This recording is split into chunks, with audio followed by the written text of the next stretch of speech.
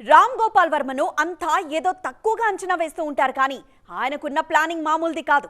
ఒక్కోసారి ఇండస్ట్రీ అంతా షాక్ అయ్యేలా తన వ్యూహాలు బయట పెడుతూ ఉంటారు వర్మ.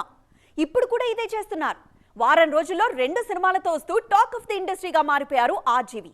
మరి ఆ సినిమాలేంటి? వర్మ యాటిట్యూడ్కు సరిగ్గా సరిపోయే పాటిది. అంతా ఆయనకు నచ్చిందే చేస్తుంటారు తప్ప పక్కవాళ్లు చెప్పేది అస్సలు పట్టించుకోరు. ఇప్పుడు కూడా ఇదే చేస్తున్నారు. ఈయన వ్యూహం సినిమాపై కొన్ని రోజులుగా రచ్చ నడుస్తూనే ఉంది.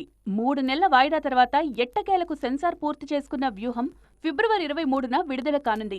2013 ఎన్నికలకు ముందు కూడా వర్మ వరస సినిమాలు చేశారు.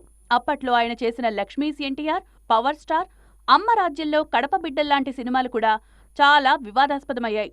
ఇప్పుడు ఇంకోసారి ఇదే చేస్తున్నారు వర్మ. ఈ ఎన్నికలకు ముందు వ్యూహం శపథమంటూ వస్తున్నారు.